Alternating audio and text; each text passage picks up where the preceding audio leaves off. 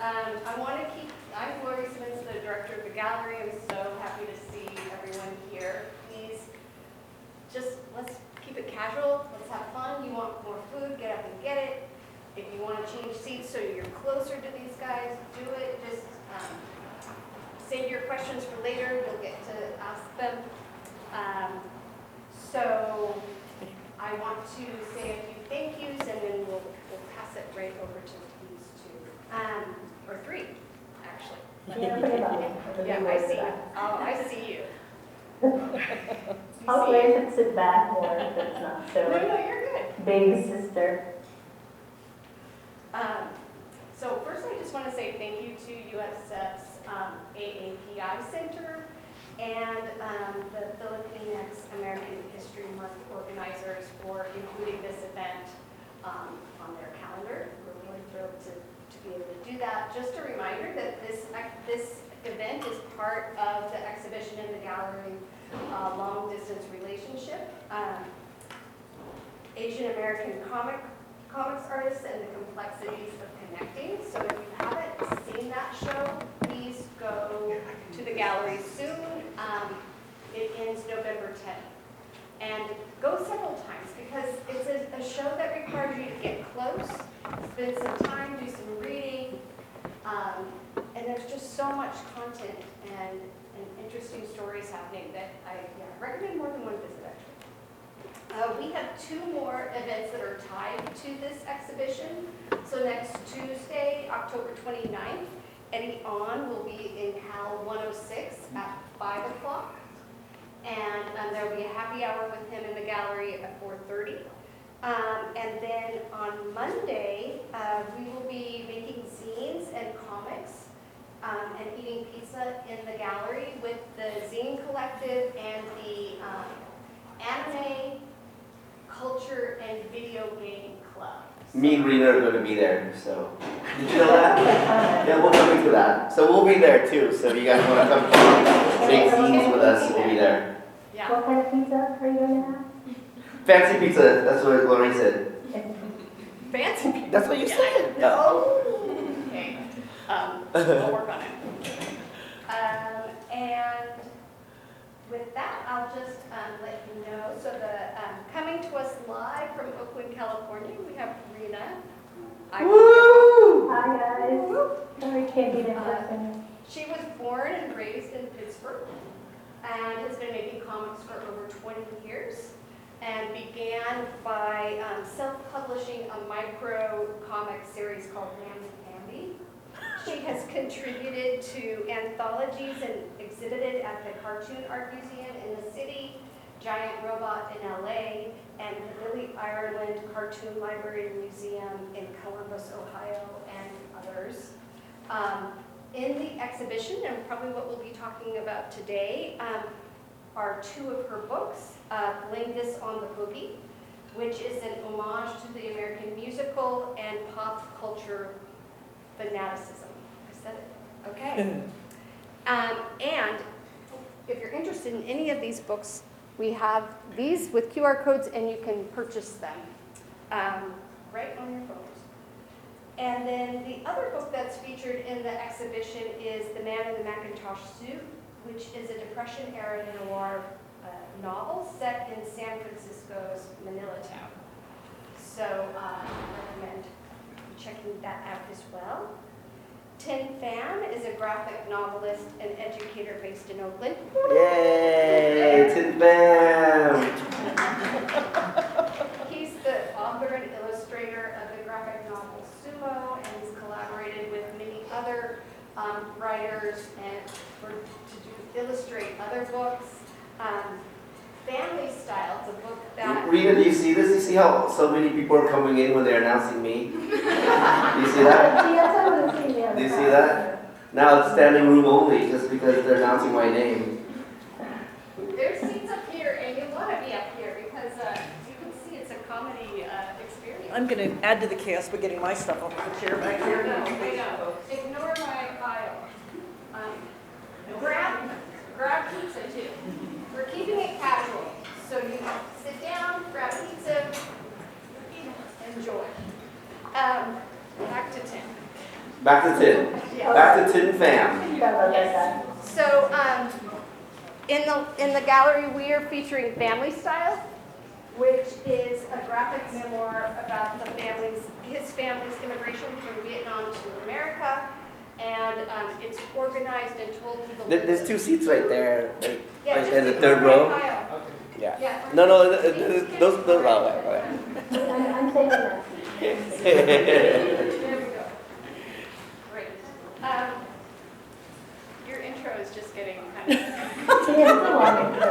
You don't have to intro me that much. Explain yourself later, okay? Well, yeah, we'll talk about me, don't worry. You'll know a lot about me, don't worry. That's not going to be a problem. Thien is also a food writer and restaurant reviewer and has created comics, restaurant reviews for the East Bay Express and other publications. And in the gallery, we also have a number of your zines. Thank you for sharing those. So check out his work in the gallery. And the moderator today, Jenifer, you've got your hands full. Woo! Co-curated this exhibition Yay! and teaches at USF, in case you didn't know that. She's a San Francisco artist and educator whose work investigates hybridity, history, calamity, and global culture, often with a humorous bent. She's 1/3 of the Filipino-American artist trio MOD. And she recently completed a commissioned wall painting at SF MoMA. Woo! It's called 3 is a Magic Number, and it's featuring Victoria Manalo Draves, a Filipino-American, San Franciscan born and raised, competitive diver who was the first Asian American Olympic gold medalist in 1948. So that's a lot. That's awesome. So I have turned Why this are we over interviewing to Jenifer? these 3 amazing people. Thank you for listening. Hi, gang. Sorry, before we get started, Thien and Rina and me, we're gonna take a selfie. Oh, let's take a selfie. Oh. We'll take a selfie both directions. We gotta do it this Yeah. way. Okay, can we get in there? Okay. Hi, Rina. Okay, now we're gonna do a And backward take selfie. a How selfie. do I do Okay. this? Funny years. We get everybody? Alright. Okay. And it's gonna be flattering of all of us. Yes. Yay. It's definitely our best side. Okay, I got. Yeah, you gotta push the power button. Gotta push the power button. Okay, are we ready? Okay. Shall I beatbox? Yes, I'm ready. Okay, let's do it. How many of you out there have read one or both of these? Oh. And, So that means there's a potential people who are gonna buy some books. and how many of you are so super excited and are going to read one or both of these authors' books? Yeah. Yeah! This is a great place to buy it, by the way. These QR codes not only will buy our books, but also support, apparently it looks like Comics Experience, right? Oh, nice. Oh, cool. Oh yeah, the Comics Experience is one of the biggest San Francisco institution. They are a comic book store here. It's the Visadero. The oldest comic book store in San Francisco. Yeah, I highly recommend that store. To support them would be amazing. Yeah. Okay, so first we have to do a shout out to Comics Experience. Yes. And I think the organize, so Rina, I'm not have any idea which way to look you in the eye. I want to look over So there. just know that I'm looking you in the eye somewhere. So I've kind of organized the questions several different ways, and we'll just see what happens. But obviously, I'm curious about your relationship to culture and how that comes up in your work, your own heritage, other things like that. How you actually construct your work, and basically, how do you survive as artists? But I'm going to start off with your supervillain origin story question. Okay. And it's basically just can you talk about your earliest memories of images? What are the things that made you want to make pictures and draw? I mean, knowing that of course all kids like to draw, but some of us are a little weirder than others and get a little bit more obsessive. What are those core memories for either of you? Rina, you want to go first? Yeah, sure, I'll go first, because you'll be paranoid. So I love drawing from an early age. I love comics and cartoons, watching Sunday morning cartoons, Saturday morning cartoons, and reading comics in the newspaper, and I just loved the whole world building in comics, the whole like creating characters for comics, and also just the humor of it. And so that was what really drew me to making comics in an early age. And then later on, when I wanted to do this professionally, it was just learning about indie cartoonists. I mean, I knew about superheroes, comics, and comic strip cartoonists, but I didn't know until I read Adrian, like a collection of Adrian Tamina's Optic Nerve comics, that you can use this form, or this genre, or this format or medium to write about the stories that you care about, and write about stories that are very meaningful to you, that you feel like you want to share to a wider audience. And so, and also the whole notion of self-publishing and creating mini comics, and that's why I was like so excited about that you're having that event, because that is like a world where you can very much experiment and create stories that you just want to talk about. So a lot of the stories that I talked about are autobio and about my family, and just sort of like the hijinks that ensues with my family, and so latest on the Boogie is like a homage to the musical, but also talks about being Filipino in a predominantly white suburban area in Pennsylvania.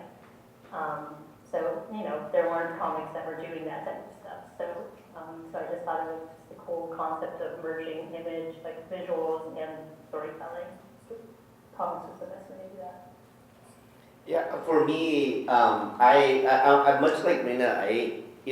As an immigrant kid, when my family came here, I was 5 years old, and my parents had to work, and they had to go learn English and all these stuff. So my brother and I were basically latchkey kids at like kindergarten, which is kind of crazy. If you think about it now, if you had a kid and you just left them at home as a kindergarten from after school all the way until at 7 or 8, that's ridiculous. No one would do that, but back then I guess they were doing it.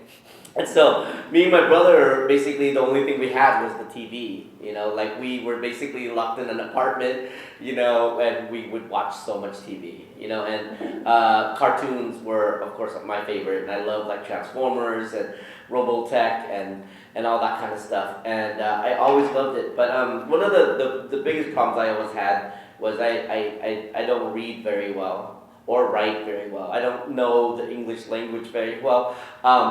Even though I was able to speak it pretty well, and then was able to read it. Later on, I found out I was dyslexic. That's one of the things I have. But back then, they don't know that kind of stuff. So they basically just stick you in the yellow reading group and say you can't read, Until one day,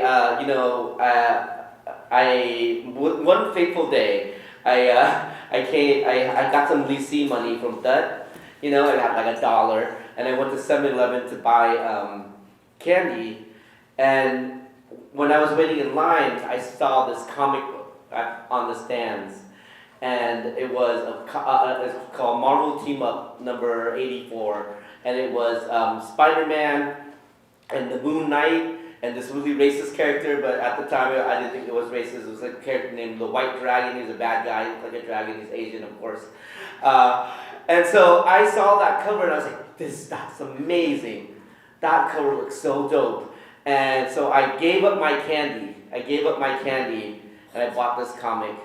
And I went home, and I was just looking at the pictures, and when I was looking at the pictures, I started to realize, and this is the weirdest thing, was that that was the first time, and this is in 4th grade, this is the first time I was reading, And up till then, I had never really read a story or anything like that. I saw it, and I was like, oh. And I think it was because, you see the pictures, and then you see the words. And I think a lot of my students also they have this phenomenon where they're learning Japanese because they have a lot of manga, and they're reading the manga, and even though the manga is in Japanese, and they don't know Japanese, but somehow looking at the pictures, and they're just figuring it out, And that was how I was, but it was with the English language, and I was and pretty soon I had read the entire comic book, and it was the first time ever that I had read a story, and it blew my mind. I was this is amazing.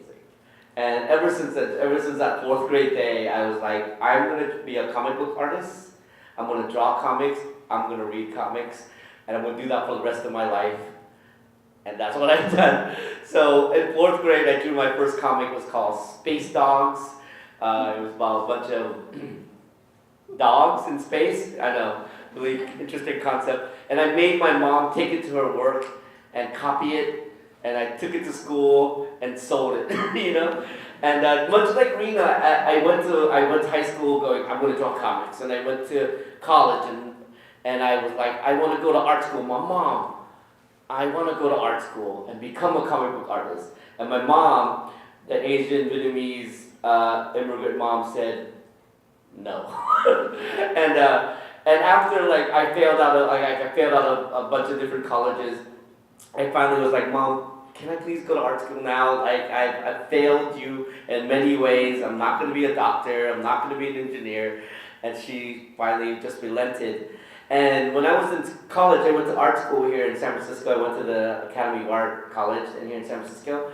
And that's, like Rina, that's when I discovered that I didn't really have that passion for superhero comics anymore. I was still reading superhero comics. I was still reading X-Men, still reading all that kind of stuff. But I just didn't want to create those type of comics anymore. And that's when I discovered Adrian Tomine, just like Rina did. If you guys haven't read Optic Nerve, it's like for me, it was one of the most eye-opening experiences ever. I read a story, and it was a comic book, but it was just about a dude.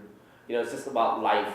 And I was like, An Asian dude. what? Yeah, and it was an Asian dude, and in the Bay Area. yeah, and I was like, this is amazing. And I discovered that Adrian Tomine started out just making little zines, like just books. And I was like, I can do this. I mean, I can do this. And so I did. And I found this amazing community of people that also did the same thing. And through that community of people, including Rina, including my friends Jean and Derek and Jason and Lark and all these people, I just stayed in the comics industry. And this is where we are now. Yeah. It's a good place to be. Yeah. I think for me not as a maker of comics, but similarly with Adrian Tomine, for me it was the Hernandez brothers. Oh, yeah. And of course, the Hernandez brothers in some ways begat Adrian Tomine, who begat so many others. And I think there was something about very much with, so all y'all have to go do your homework and read Adrian Tomine. But it was this thing that it didn't need to be a superhero. It could just be like almost your mundane kind of shitty life. And that was a comic, and it was worthy of spending the time to draw. And so I thought, that his intersectional identity is somebody who was, Japanese American, but also punk, but also kind of just disaffected youth. Yeah. There was a lot of different things going on there, and so that leads me to my next question for you both, which is kind of the cultural identity question, because last I checked, you were both Asian American. And I think but you're not dealing with that. It's completely front and center in your work, but I wouldn't necessarily say you're hugely romantic about it. Mm-hmm. I think you have a complicated relationship to your cultural heritage, and I'm just wondering if you could talk through your relationship to your motherlands. Rina, for you, Philippines, obviously, Thien, for you, Vietnam, and just how you navigate that space in your work. Well, I'll start this time, Rina. Is that okay? It better be okay. You're over there in Zoom. I'll just piggyback. I always hated the notion of being an Asian graphic novelist. When we were coming up, there was so many people that would be like, that person's the best Asian graphic novelist there is, or that person's the best Asian comic book artist there is, and I was always like, I hate that so much. And that's because I didn't want to be the best Asian comic book artist of all time. I want to be the best cartoonist of all time. Just that's it. So I never really wanted to write anything about my heritage. I always thought that was pandering, and I just never was interested in it. And it wasn't until I became older and all that kind of melted away. And it just was like if I'm gonna write stories that are true to myself, the Asian American part is part of it. I can't just block it, like if I'm just blocking it, then I'm lying. So all this time, if I'm actively blocking being Asian American out of my work and out of my life, I'm just lying to myself because it's a huge part of me. I love food, and a lot of that is because I'm Asian. I love, like when you go and you wait in line at a new hot restaurant and you realize everyone else waiting in line is also Asian, you're like, oh, wait a minute, maybe this has something to do with me, I'm an Asian in some way. My parents, the coming over to America, being an immigrant, being a refugee, being a person that where English is a second language, apparently some people always tell me I have an accent. I don't know it because I think I sound amazing. But having an accent, all this is me. And if I'm like gonna try to block it and be like, I don't want to be that, then all my work is just gonna be not truthful. And so I decided, when I got older, that I am going to let it permeate my work, and I was going to let it seep in because that's the only way I could be honest, and I'm so happy, that I did, people always say, hey, I'm gonna buy this book for my friend. I get this so much where somebody, Caucasian or non-Asian, would come up and buy my book and signing, and it'd be like, can you make this out the Tao? And I already know what they're gonna say. They're gonna be like, that's my neighbor. She's also Vietnamese and also immigrant. And I'm like, yeah, that's awesome. But guess what? You will also like this book. So before you give it to Tao, can you please read this first? and then maybe come back and get a copy for yourself. Because even though my work or family style is about an Asian, a Vietnamese family coming to America, it could be about any immigrants coming to America, and it could be about any family out there.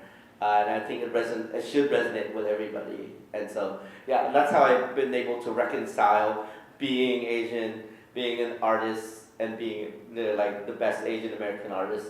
The best, many people have called me the best Asian comic book artist out there. And before I rejected it, but now I'll accept it, so. I don't remember hearing. Yeah. Rita, what's it like being the second best Asian American artist out there? Behind Adrian. So I think through my work, it's just a great place for me to kind of grapple with those issues of being othered, especially, growing up in a predominantly white suburb and dealing with, being a child of immigrants and the whole notion of assimilation, and that's like a huge part of Filipinos dealing with communities dealing with that is like assimilating to Western culture when they come to the U.S. And be a part of the whole life in the U.S. And so dealing with those issues that are hard issues and more intense issues, and I don't know. I don't want to sterilize the Filipino community, but we love to use humor as a way to deal with these really intense grief and racism and prejudices and I think my work I use humor, and I use, especially in Latest on the Boogie, using escapism as a way to deal with that, those hard parts of growing up, being, feeling like you're different. And that's a huge thing that I talk about, is just feeling different and feeling isolated and alone. And I think those are universal, themes that people who are Filipino or Asian deal with, and I think that's the main thing that I get from I do talk about being Filipino and being this specific family and this specific experience, but I know that there's a connecting thread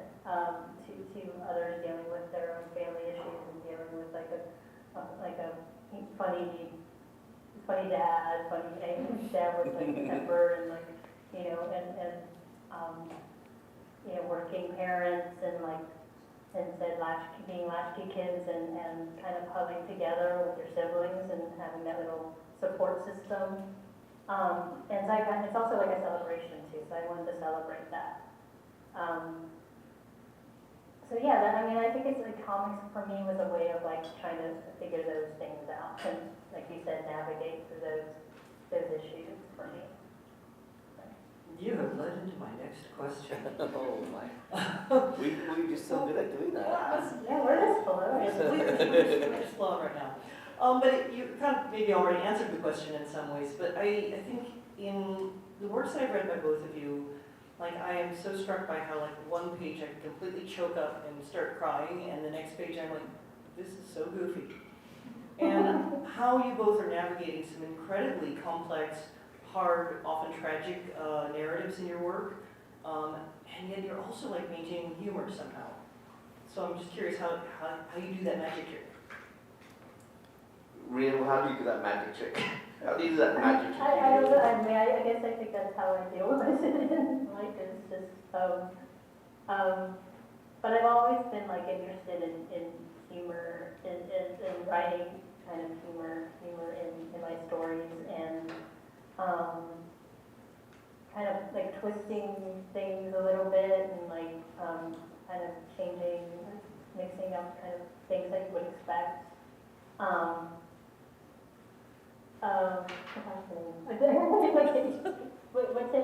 What do you think? Well, for me, I'm not a very good writer. I'm actually a really bad writer. So I talk to my friends who are writers all the time, and we will talk about story. I'll be like, this is my story. And then they'll be like, well, what about, the hero's journey arc, blah, blah, blah.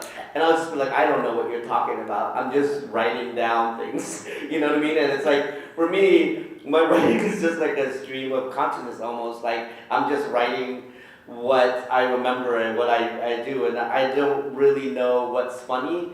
I don't know what's dramatic.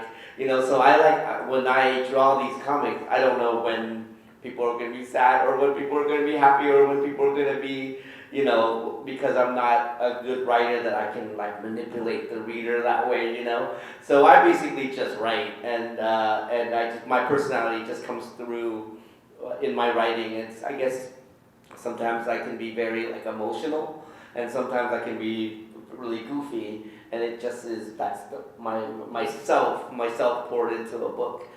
I would say though, like when I started to write Family Style. I had talked to my parents, and my mom had told me this story about coming to America, and I was really moved by it.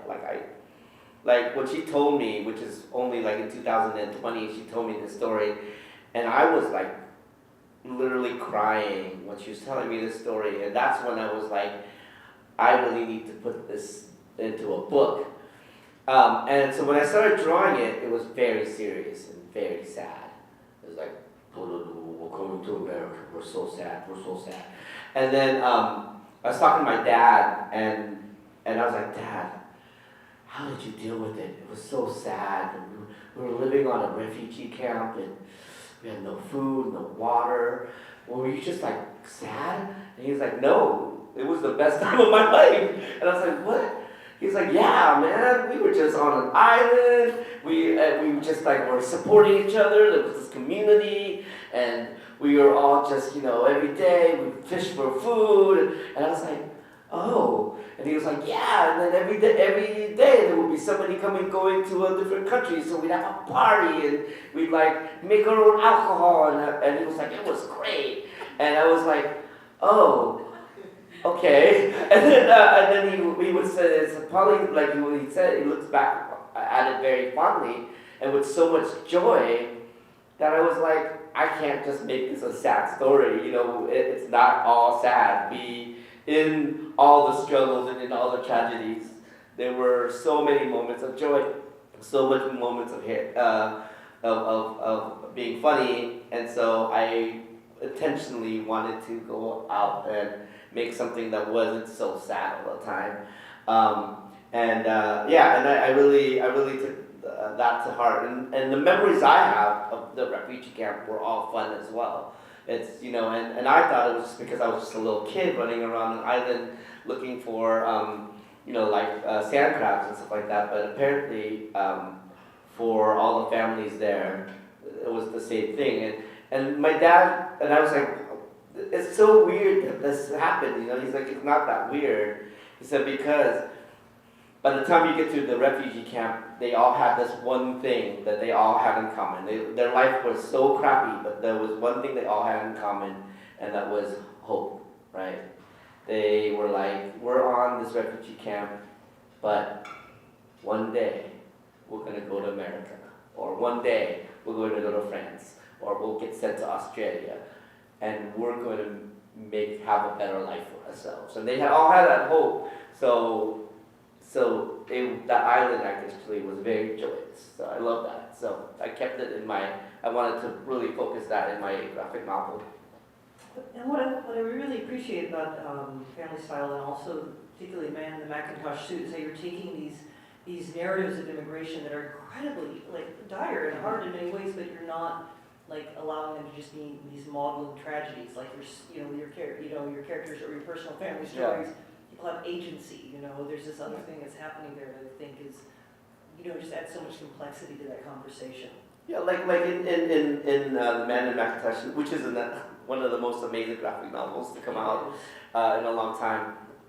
I love the parts where it's just the Filipino immigrants who are working the fields, and they're just hanging out, and they are basically making the best of what they're doing. They're excited about going dancing, getting suits, and I mean, to me, that's the American dream, and I can say that now that my family and I, even though I haven't, we have money and houses and cars and stuff like that now, I don't know if we have as much joy as we had when we first came, and we had nothing, and all we had was each other.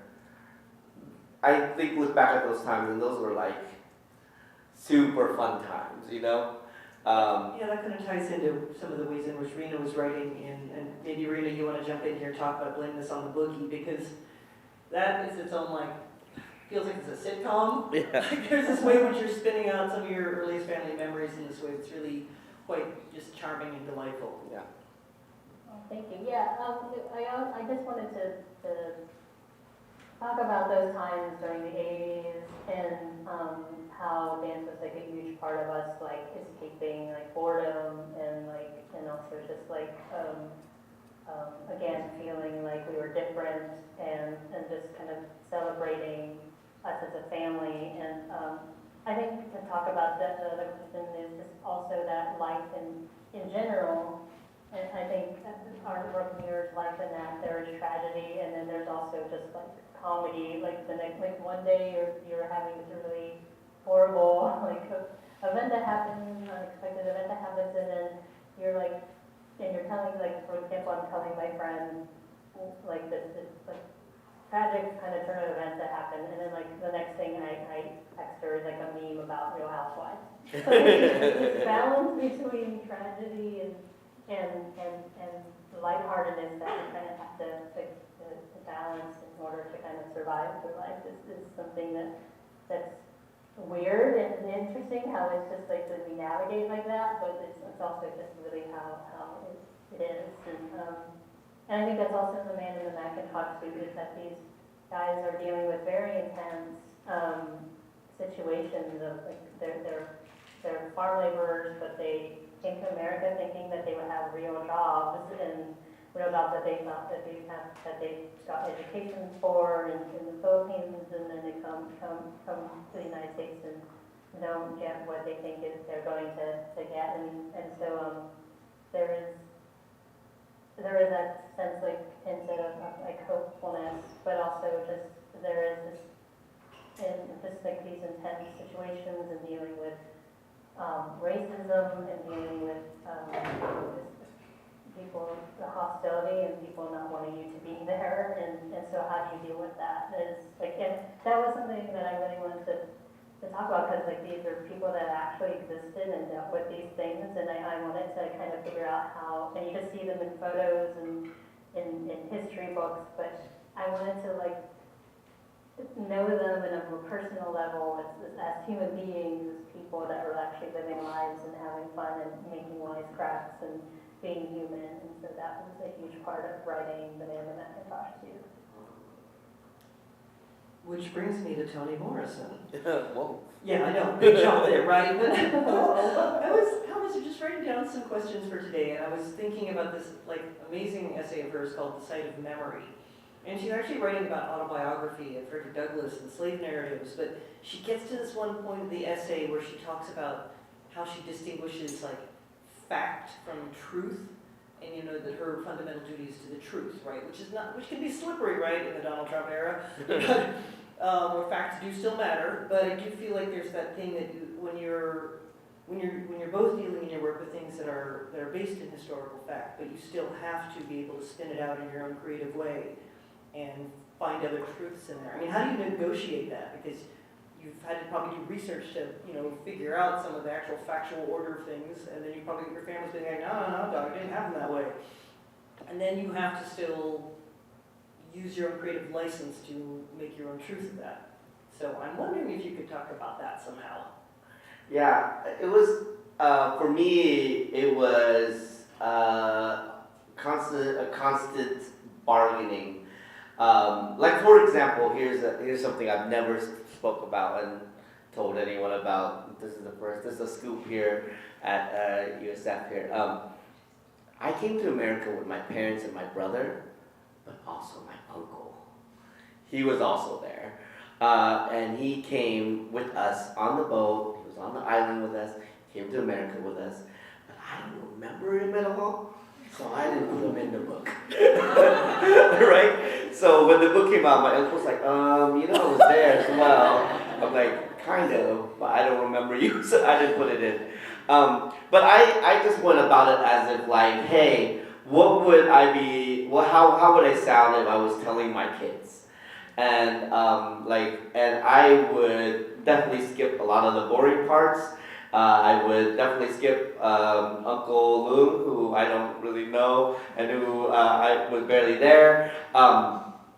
I just wanted to get to the fun parts, and that is like, if there was the only kind of big, I think, criticism of my book that I've heard is that like, my books are told in little vignettes, right? So that it jumps around in age, and I don't want to explain. Like, there is one chapter where we own a bakery, and then eventually my mom worked hard, and they sold the bakeries and they bought video stores, and the next chapter is me working in our family's video store.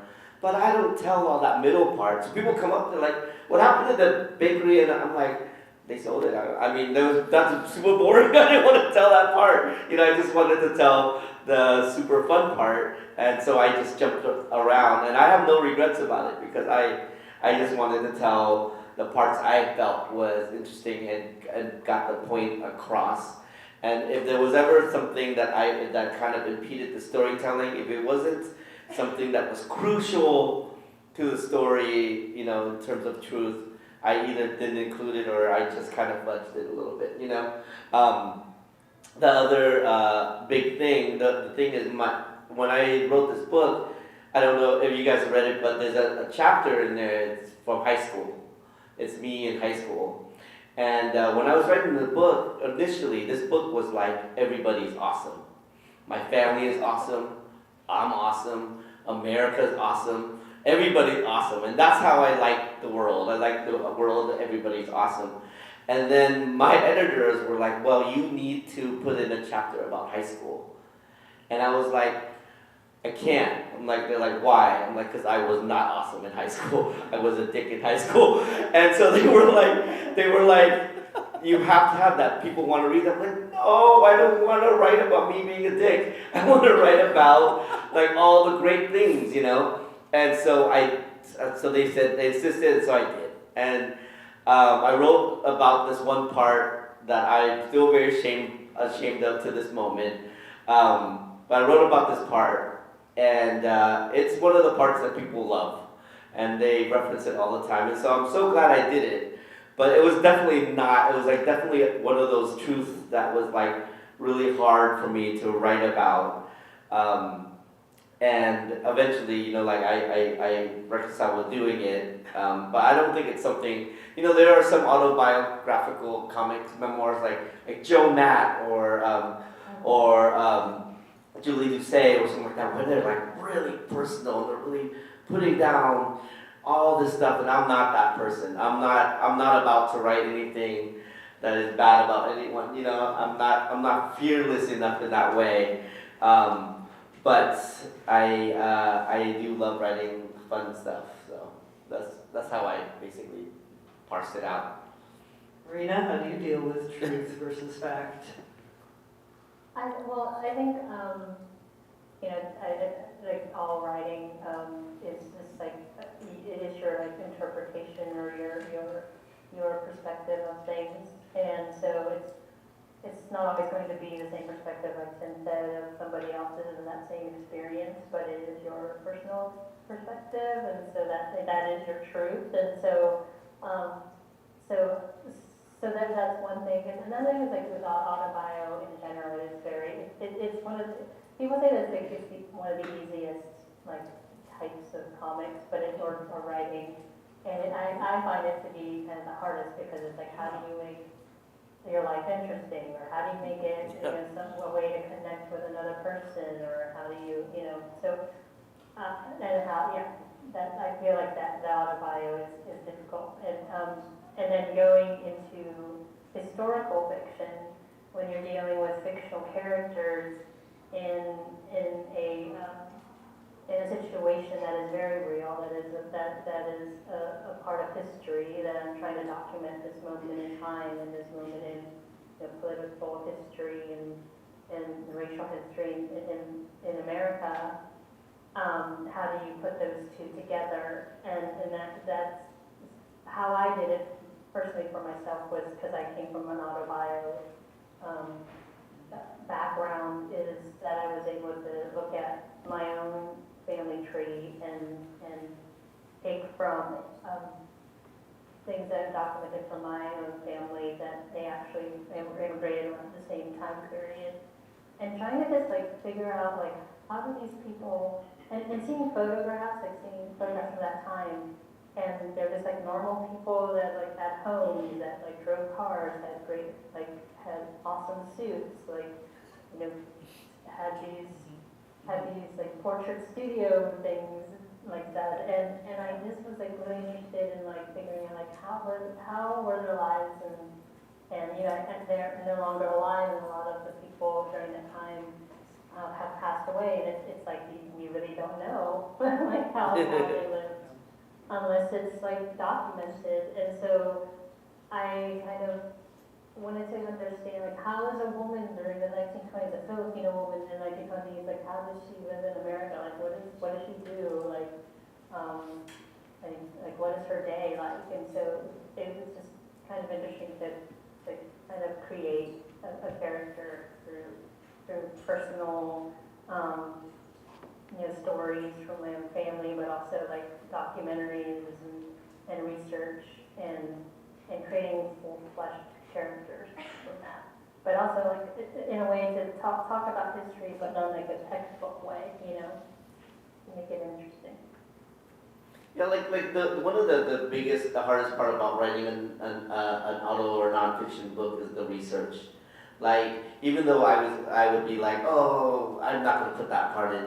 The research was the hardest, because you'd be like, what did my apartment look like when I was a kid? And like when you drew, like some people can like fudge it or whatever, but I was like, I need to figure out what my apartment looks like. And so like I went to the apartment complex that I grew up in. I went inside, I looked around, and I went that far. I went that far to look at Craigslist ads for apartments in that building, so I can see the layout of the rooms, so I can picture it in my head. There was so many like things like that where you're just like what did the refugee camp look like? Like there's no picture, like we don't have pictures, you know, like no one had cameras. So all that extensive research was so hard, like And that's the hardest part I think about like about nonfiction stuff is all the research that goes into. Like I don't think anyone even thinks about it. Like they'll look at a panel and I'm just drawing somebody walking on the street, and what they didn't know was like it took me 2 weeks to figure out what street that was and what it looked like in 1982 or something like that, or like it was like excruciating because even though most people would notice, like I would notice, and that's like a big deal to me. I mean, I'm doing like a daily strip right now that's based on the Boba character in the man in McIntosh Suit, and like you're saying, Tim, like it starts to get OCD about or obsessive about is this accurate? Like so, like it's set in like the 30s now, so a little bit later, the late 30s, 40s. And I'm like looking through, San Francisco Public Library The worst. archives, and I'm like, how does the city hall look like in 1949? And it's like, but nobody, not everyone who lives in San Francisco is actually going to, specifically, Oh my God, how many hours are just at the rotunda there. looking for stuff like that? Yeah, I'm like working on a book from 1990. It takes place in 1997 right now, and just looking for photographs. Like quality photographs of things. It's just like in the you guys don't know this, but back in the olden days, we weren't taking pictures of every single moment of our lives.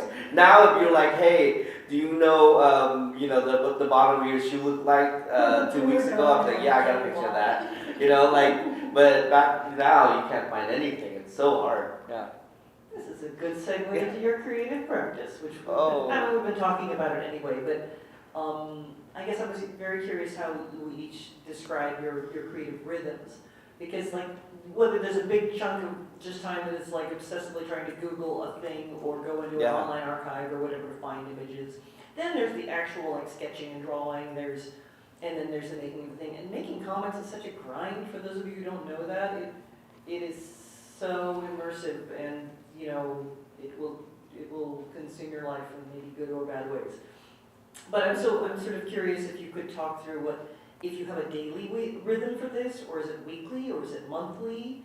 And I think for both of you, I mean, the school calendar may determine some of your creative rhythms, and I think other things, whether it's health or caregiving, or, I just think that there's this fiction for most creatives that it's this perfect sort of methodical thing that happens like every day for 8 hours a day or whatever, and I want to know whether that's true for you or not true. Rina, you want to take this first? Or? Well, I mean, I try to have like a real good disciplined routine, but it never goes that way, and I think it might be the painter part of me, where I just like to go in and just do spontaneous stuff on like a blank canvas, and so the whole idea of making comics and like thumbnailing and penciling and inking.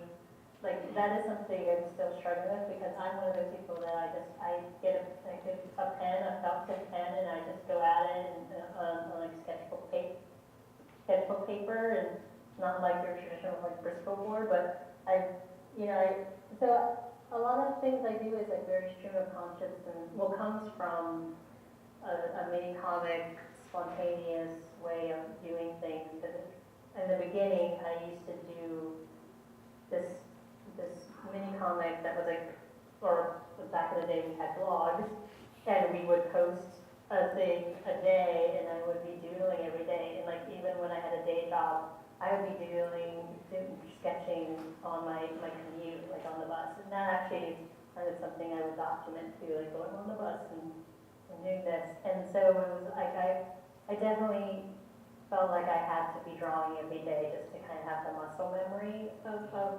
how to draw things. And I always wanted to kind of draw like, Charles Schulz draws Snoopy, like I wanted it to be automatic, like I knew how to draw Snoopy's side profile and where his nose goes, like I wanted to I always felt like that's what a cartoonist needs to be, that they know how to draw their characters, that they don't have to like pencil or to do anything, they just go right in and do it. And so but lately, especially with Man in McIntosh Suit, it's more of like I had to do a script and I had a whole outline, I had a whole story outline. But of course, like usually, like right at the very end, I change the whole thing. Like it's just really like it never goes the way it's going to be originally. And so I script and then I thumbnail, and for McIntosh, like a script thumbnail, and have a page outline for like each page, and then I do final art. And what's helpful with the McIntosh too is that I did that on Procreate, and that was a lot quicker for me. And Blameless on the Boogie was done in different like sketchbooks, like various sizes, as you can see in the gallery. There's like various formats, various types of pages, various types of like pens. And so those are two very different ways of going about making books. So. Yeah, I'm the worst at working. My working style is very undisciplined, but the two things that happened in the 2020s that really has now defined the way I work. One is the iPad and Procreate. If you guys don't have, yeah, it's amazing. And the second thing is Instagram. When I was doing Family Style, it started off as an Instagram comic. So basically what I would do is I would post a page every day. And that basically was my discipline. Was I did not want to let anyone down on my, on my Instagram. So my whole discipline was every day I would have to finish one page. And I'm not like a writer. Like I said, I'm a terrible writer. So I'm not like Rina or a lot of the other graphic novelists where they write like scripts and all that. My comics are just made per page, and then the next, whatever that happens in that page informs what happens in the next page. And so it might start off somewhere and might end up somewhere completely different. But that's like the only way I know how to do it. I can't sit and I don't have any outlines or anything like that. I'm just drawing page per page. And I realized that this is the only way that I can work. And so my whole life is governed by the 1 page a day rule. So right now I'm working on a graphic novel and I'm doing 1 page a day. And my life changes all the time. I'm also a teacher, so I teach from like 8 in the morning to 4 o'clock in the afternoon. And I do that every day. But then sometimes I'll have vacation. And sometimes it's summer and I have all day. But guess what? Even if I have all day, I'm only doing 1 page a day. And even if but only like today, I only have like 4 hours because I taught and I'm doing this. I only have like 4. Working on a page while we're talking. Yeah, exactly. So I have to work whenever I can. So I had 30 minutes between being like before this started, and so I was working on my page. So on these days, I have to draw whenever I can to meet that page a day deadline. There are some days I have no plans. I'm just at home, but I'm only doing a page a day. Because that's how I keep my sanity. So anytime that I have some days off, I do my page a day, and then I can finally enjoy my life. But like on these days, I'm enjoying my life now, of course, but on these days that I have a lot of things to do, it's like I might be up till like 12 o'clock tonight to finish this page. But because I have that page a day rule in my life, it's going to happen, and it's one of those things where it's going to happen. I have faith that it's going to happen because I'll stay up till 5 o'clock for it to happen, you know what I mean?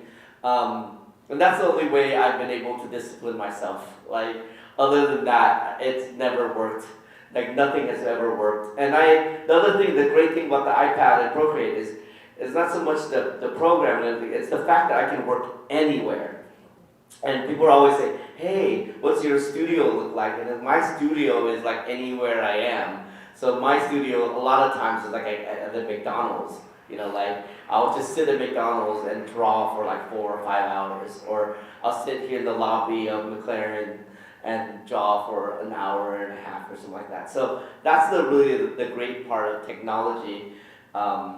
I think it's like it's just giving me the freedom to like draw whenever I can, and to be able to work the way that I have to work. If they were like, hey, you gotta draw something on paper, I'll be like, not doing it. I tried to draw something on paper the other day, and I kept like trying to, and then like trying to select things to move. You know, I'm like, I don't like that there. What? It's not working. You know, like I was very stressed out. I think today is hard though. I mean, I want to stress that a lot of cartoonists take either like a week or a month to do one page, so that's pretty impressive to do a page a day. Yeah, both of you It's just been- are very, actually extremely disciplined, so. I think with comics too, I don't know if anyone of you guys are doing a graphic novel or ever thought of doing a graphic novel. It's always harder at the beginning. Because in the beginning, you're not really familiar with the characters, you're not really familiar with the background. But by the time you get to like, you know, 1/4 of the way there, you're like, oh yeah, it's getting easier. Because you're like, I can draw this character with my eyes closed. Like right now, I'm working on a graphic novel, and it was really hard at the beginning. But now, I draw this character like nothing. You know, I know exactly what that background looks like. I know I don't need to worry about that. Whereas before, it was just like so hard.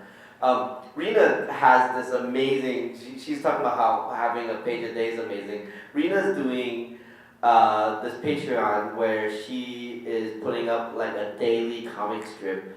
And every Sunday is like a Sunday strip. And it is amazing. I've been following it, and it is so good and so like beautifully thought out. And I'm amazed that you're doing this once like every day, and then like a giant one on Sunday. Like I always was amazed that like the Garfield guy can do that every day, and now I'm amazed that like Rina can do this every day. It's amazing. If you guys haven't seen it, you might want to check that out. Oh, thanks, Sid. I just appreciate that you guys are buddies. Oh. I want to be your buddy too. We should have our origin, how the origin story of how we became buddies. Rina calls me the brother she never wanted. Well, So that- mean. Yeah, so we got a couple, I think we got a few more minutes for me to pepper you guys with questions, but I guess the question is about your friendship, but also just about your creative community, or what other communities sustain you, right? Because the thing that I tend to hammer my students about is that your studio life is only one solitary aspect, but what kind of keeps you going a lot of the time are the people around you. And I'm wondering who those people are, like whether it's your comics folks, it's your families, it's other, weird stuff you're into we don't know about yet. I've always loved community, and I never understood why. I like everywhere I would go, whether I am a teacher or comic book, or for a long time I was playing semi-pro foosball. No matter where I go, I would like try to find a community of people and just hang on to them.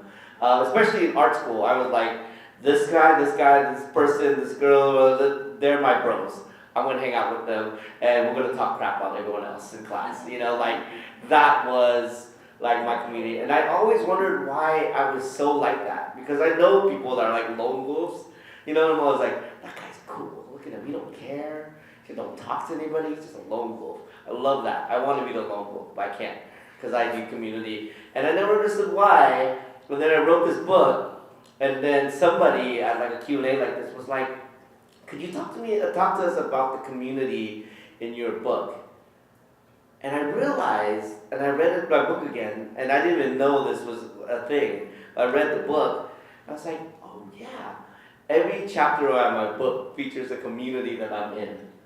Like it's a community of people on the boat. It's a community of the people on the refugee camp. It's a community of the people, the immigrants that just came to America that lived in the same apartment complex. It's my friends from high school. It's my friends. It's just like all of it features me looking for community. And I think it has a lot to do with me being a refugee and an immigrant. Because when you come to America and your family has to work and go to school and you need that community. You so need that community. And that's why a lot of people will ask, like, how come all the Vietnamese people own all the video stores in San Jose? How come all the Vietnamese people own all the manicure places in Oakland? or how come all the Yemenis own the bodegas in Oakland? And that's because of community. Like one Vietnamese person, one refugee Vietnamese person probably bought a video store and was like, hey, check this out. This is a good way to make money. And so then all the Vietnamese people bought video stores, and I love that. And so my comics community is the same way. My school community, I work at Bishop O'Dowd High School. My school community is the same way, and I rely on them for everything. And I would have never been published or kept doing comic if it wasn't for Rina. Me and Rina have been friends for a long time. We hate each other, but we also love each other. I'm sorry, Rina hates me, but she also loves me. If it wasn't for Rina, I'd be like, there's no reason to do this. But I try to impress her, try to just make her smile with one of my books is so hard that I want to keep doing it, Before I talk about community, I have to say that, Thien confounded me because when I read his book, I actually cried like a baby at the end of it, and I was really pissed that I did that. I was really pissed to do that. And I told him that, I was really mad at you. But it's an amazing book, and it's like one that I know that it took him a while to figure out how to tell, and I think taking his time and figuring out was just like the most perfect way to create this amazing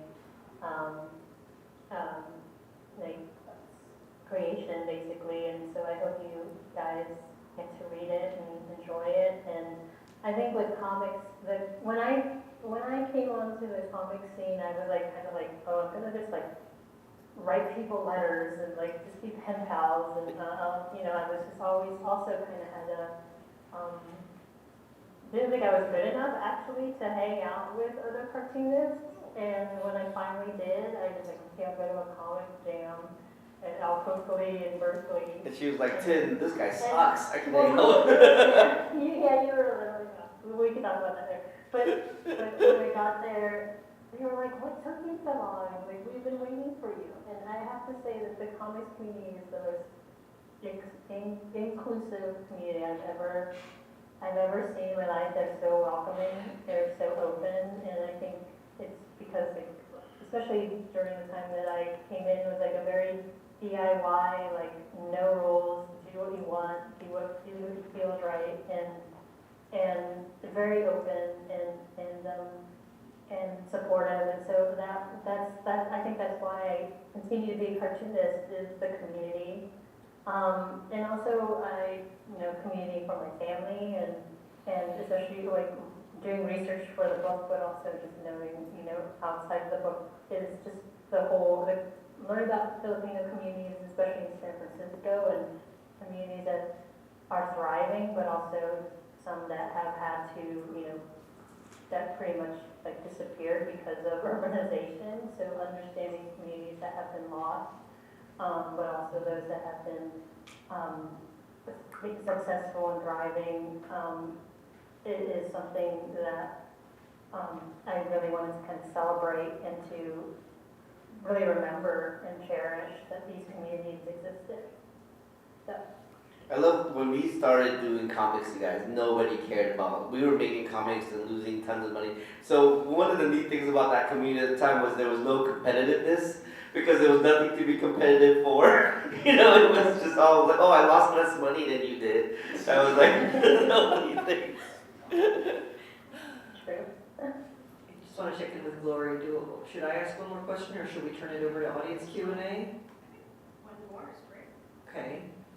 On the survival tip and advice for the people before you, or on the other side of the screen, are there things that really stuck with you that have been part of your sort of survival toolkit as artists, or like things you learned the hard way that you would like to impart to us so that we will sustain our lives creatively too? The two things I always tell people is, we just covered this, but find friends. And don't be a dick to anyone. Because when I was becoming a comic book artist, The only way that this book is published, the only way you even know who I am, is because I met a group of friends in Oakland that all drew comics together, and we all, like Rina and I, made comics that nobody cared about. And we would just sit there and complain about no one cared about us, and we'd still draw our comics and encourage each other. And Jenifer Kim, who happens to be a friend of ours, he got published by First Second. And he begged First Second, he said, First Second, please publish my friend Jean Yang. You know, and they published my friend Jean Yang. And then Jean's book got kind of popular, and he was like, First Second, please publish my friend Thien Pham. And they published me, and my book didn't do very well. So they were like, Jean Yang, you suck. But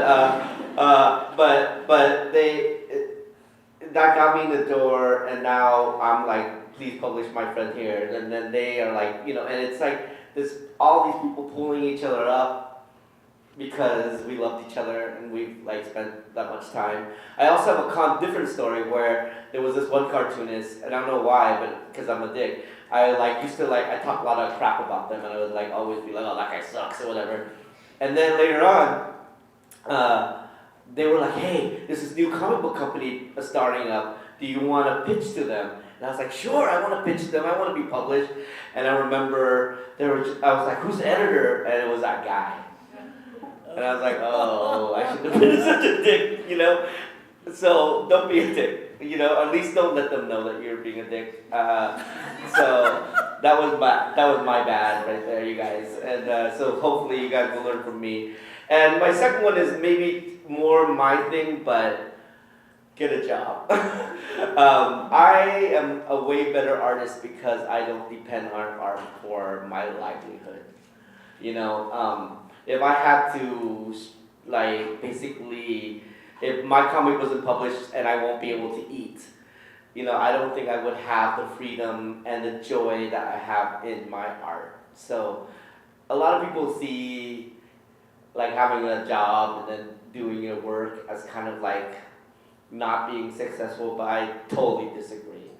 You know, I read recently this book by Rick Rubin, and most of the book is just hooey, but he had this one line that I thought was really good, and he said, people always think that your job should be your passion, but maybe your job should just be your job, and your passion is your passion.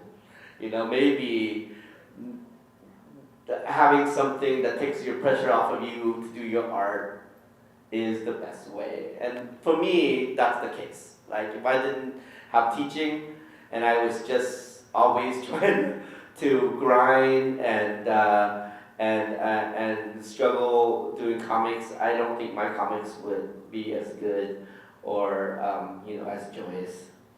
Yeah, so that's my little 2 tips. Awesome. Rina?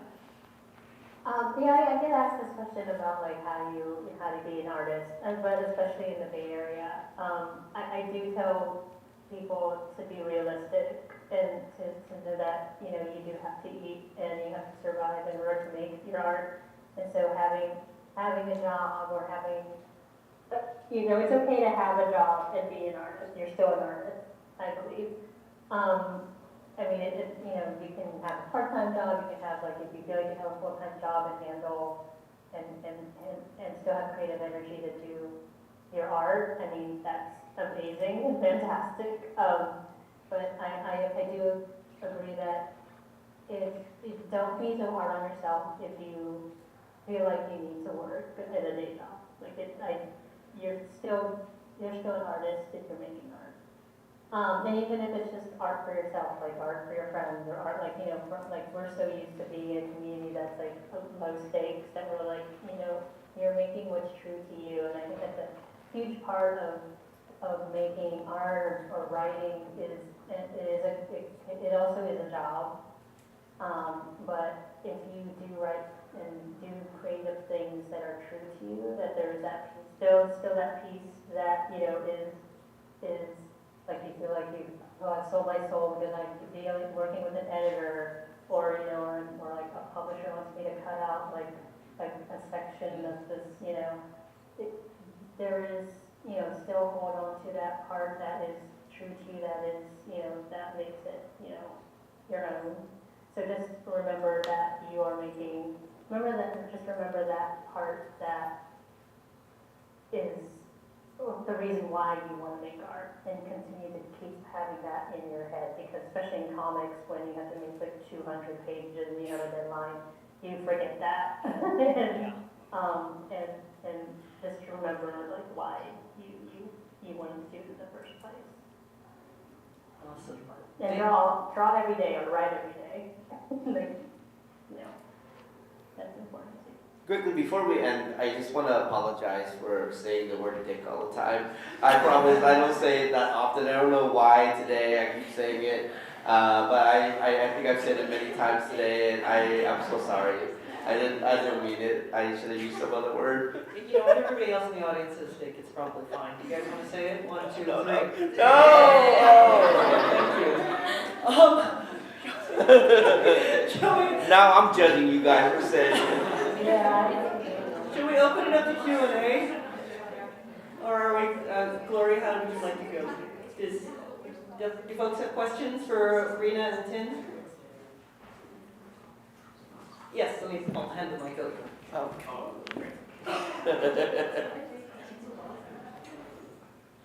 Hi, I was just thinking how it's great that you don't depend on art and the success of your art as something that it determines if you could eat at the end of the day.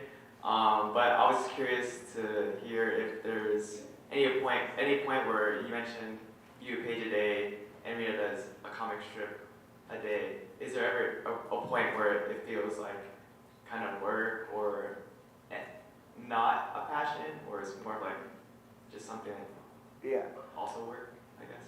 I mean, it's always work. It's tiring. Like yesterday, I definitely stayed up till like 12 o'clock to do a page, and I was like falling asleep, and all I wanted to do was go to bed. But I definitely had to sit and draw this comic, and but I do notice that sometimes when that happens, I look at the page and it's terrible.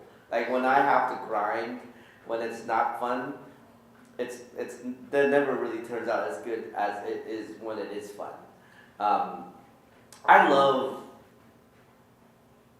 drawing comics, so for me, doing it is always fun. But definitely there are times where it's just like I don't want to do this. I just want to like rest, or I just want to watch The Office again, or something like that.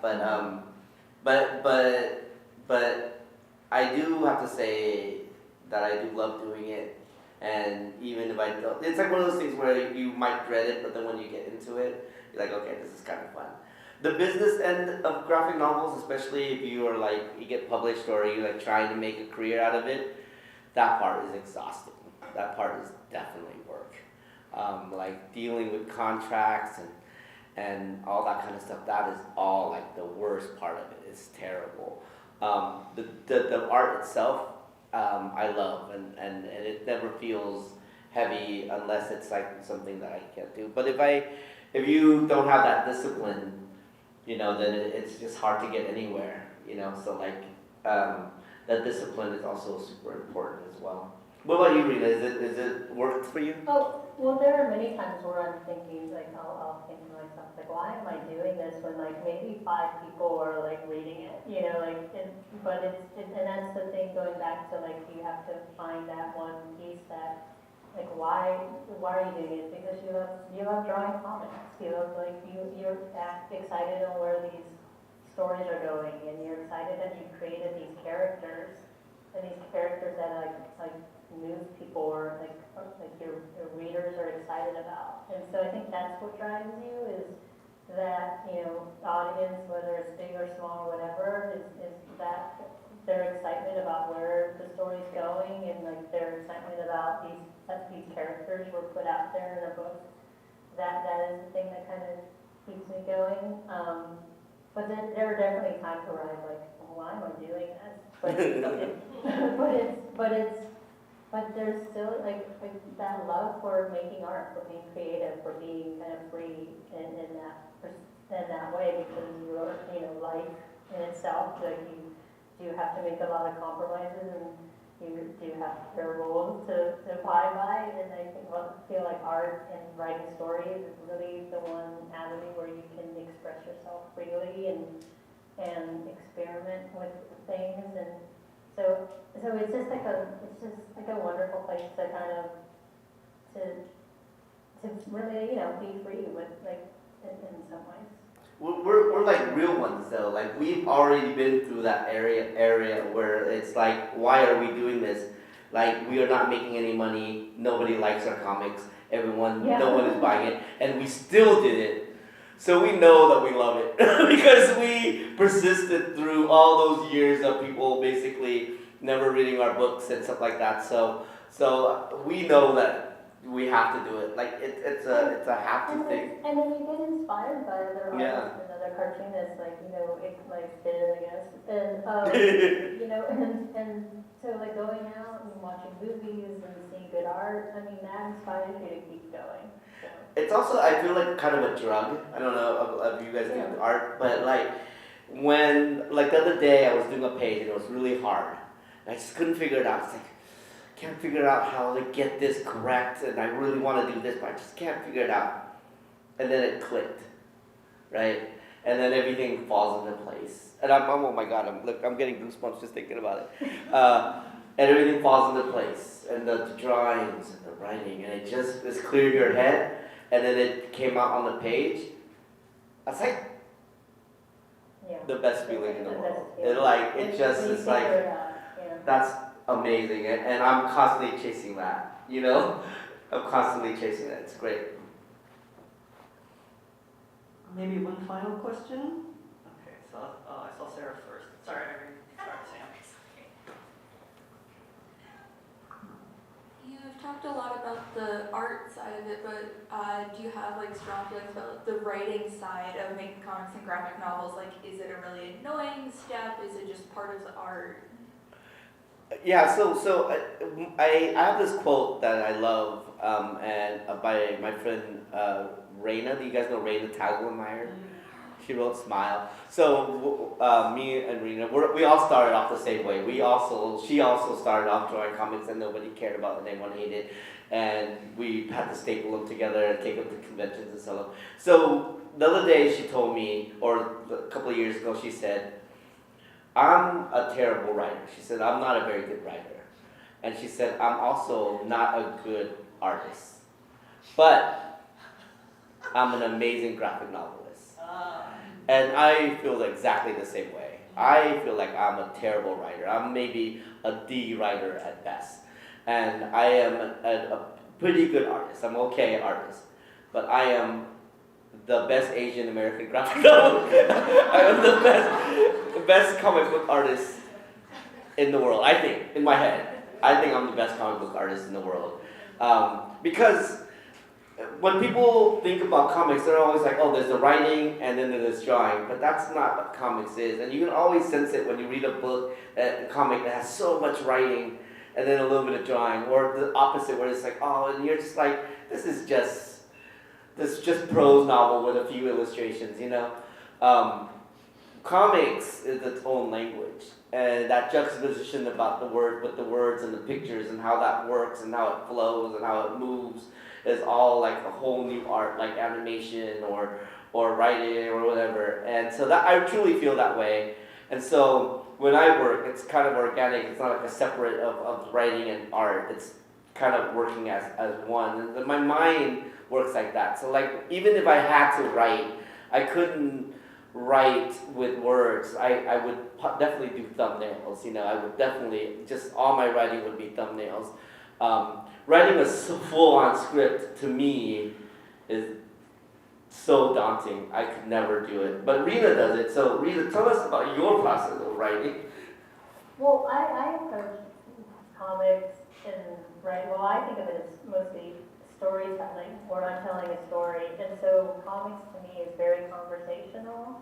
And so I always focus on the dialogue. I love how when one person's talking, and another person's talking, how that all bounces back and forth. I love that whole kind of like banter, and I think that's also from love of like screwball comedy, you know. I just love how how people say things and how there's a rhythm. And so that is something that inspires me in my writing. So I think of comics, or the comics I make, as just having a conversation with someone and telling them a story through word bubbles, word balloons, and so that makes it easier for me in terms of the writing. Like, I just think of like the dialogue between these two people in a certain scene. So that's always something I'm excited about, like the humor, like in McIntosh Suit, I just sort of like the interactions between Dulce and Boba and like Danilo, and like I just love how that feels. So that's the thing that I love the most in writing, and I think what inspired me with the writing of that is just like watching movies and reading screenplays and feeling those beats and understanding those beats a lot. And that's kind of hard to do in comics. It's a very different way of telling a story because it's it's different. But that's how I approach it, and I think that's kind of a funner way to approach writing in terms instead of like just being at like a computer and looking at a white screen and just walls of text. I think that's a good way to see it. And also like reading the play scripts, like those like playbooks. It's really cool to like to kind of filter all of those words and to make it digestible and more accessible. That's how I approach it. You guys are really cool. And I want to hang out with you all the time now. Yeah, all the time. I think we're kind of at time at this point, yeah. Thank you all for coming. Thank you, Thien. Thank you, Rina. Thank you guys. Thank you, Jenifer. Thank you, Boogie, Especially for Thacher Gallery for giving this opportunity. Thank you, Rina. I love you, Rina. I hope you. Rina, will you stay on for a second while we do a few photos? Oh, yeah, Rina wants Oh my God, to this will be take the over weirdest photos. photos of all time. The rest of you fight each other for the leftover pizza. Oh, okay. You can ask. Rina said she'll take questions if you have any follow-up. She's still trapped in the Zoom box. Watch this at home. Thank you, everybody. Thank you. That was great. That was so cute.